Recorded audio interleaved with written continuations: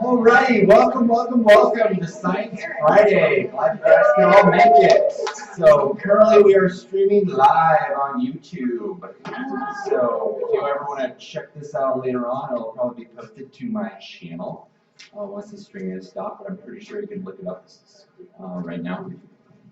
Anyway, what we have in store for you is what I like to call the sound and art, or the art and science of sound. So this experiment was all based upon a German musician slash physicist back in the early 1800s named Ernst Chlandi, who first experimented with this using just a large metal plate and either some salt or some sand sprinkled on top, along with a violin bow. And he used the bow to rub the sides of the plate, and at particular frequencies, or what are known as resonant frequencies, the plate would vibrate such that you would get salt or sand making patterns on the plate in certain locations. So, to put it in a nutshell, whenever I hit a resonant frequency, you've got parts of the plate that are moving up and down a whole bunch, and parts where those up and down movements actually cancel each other out, and there's hardly any movement at all. So an area where there's lots of movement is known as an antinode. A portion where those two up and down motions cancel each other out, we like to call that a node. And the nodes are where you're going to see the salt or sand located, so where there's hardly any vibrations. So think of the areas that are still dark around the plate is still shaking. Now it's not as dramatic enough that we can actually see it, but it gives us an idea about what the contours of that plate looks like at that particular frequency. So there's no set frequencies to any one plate, and its frequencies all depend upon what it's made of, how thick the plate is, how big the plate is. How far the pattern goes out depends upon how good your vibrator is, I guess you could say. So the larger the mechanism, the better that is. So this one here is just basically a glorified 100-watt speaker. So you can actually do this at home too, with just a little bit of DIY work on a leftover speaker at home. If you want to check this out, it'd be an interesting little science project to do. So anyway, without further ado, we'll get started here. But of course, like I mentioned earlier, this one does produce sound. So go ahead and take your red, white, and blue. Go USA. Earplugs. It won't be so bad to begin with, since we're going to start at pretty low frequencies, but it will become apparent as we start to get up above like 1,000 hertz. The sound will start to get a little bit annoying.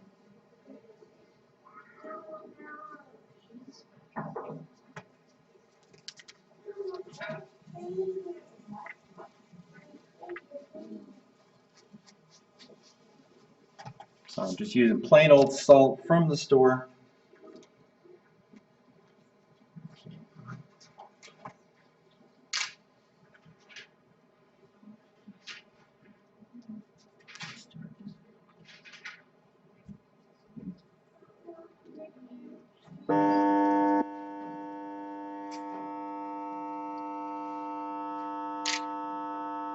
Okay.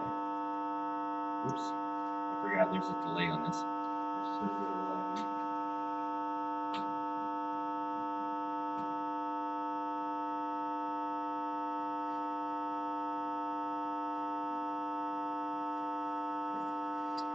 Okay, so as you go up the frequencies, you're going to notice certain patterns emerge. So we're gonna move through certain frequencies and see what kind of patterns we get.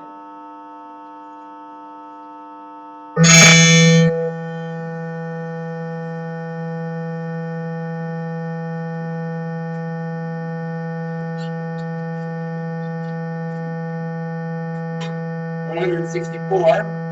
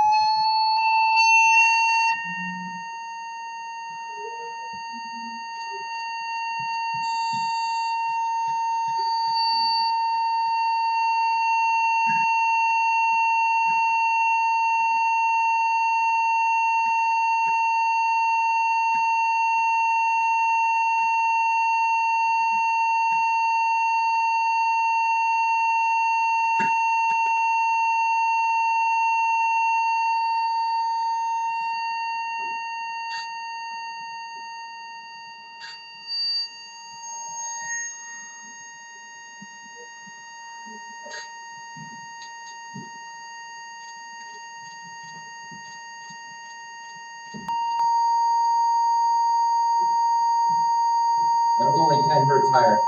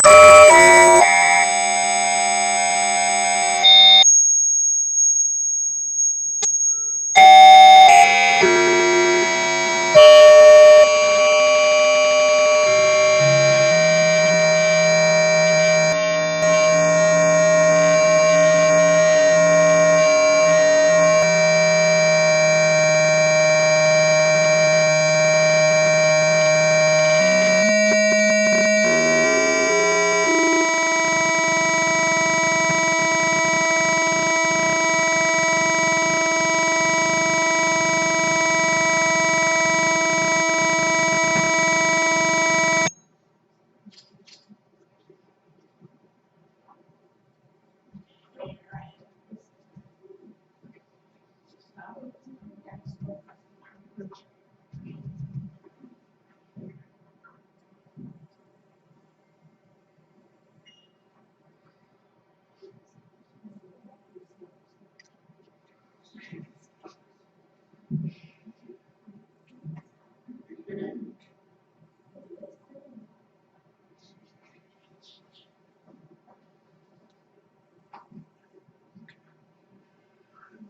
now what I'm going to do is we're going to start from the lowest frequency that we were at earlier, and I'm going to sweep from lower frequencies up to higher frequencies over 2 minutes, so that way you can kind of check out each of the patterns as they go from one to the other.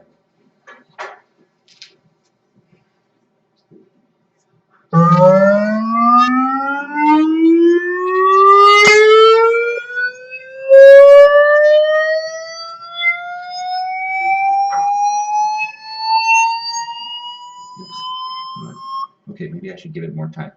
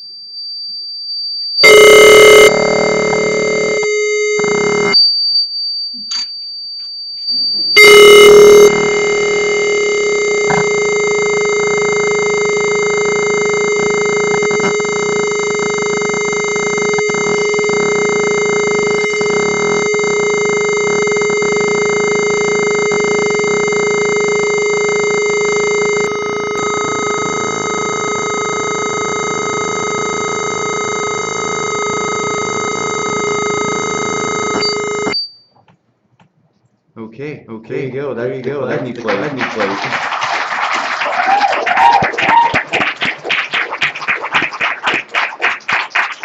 Thank you all for coming. The next Friday will actually be next Friday. There are two more left with a possible last one after the Thanksgiving holiday during the beginning of December. They're looking to do a finale, but it's going to depend on how good nature is with me. So anyway, just be on the lookout either through the college website or through the Tribune, of course, for the next one. Glad you guys come, and if you have any questions, feel free to come down and check it out, or any other things you might be wondering about. Thanks again. Yes. Reenact a similar experiment out that vibration place. Is there anything we can use that you can think of? You could probably use.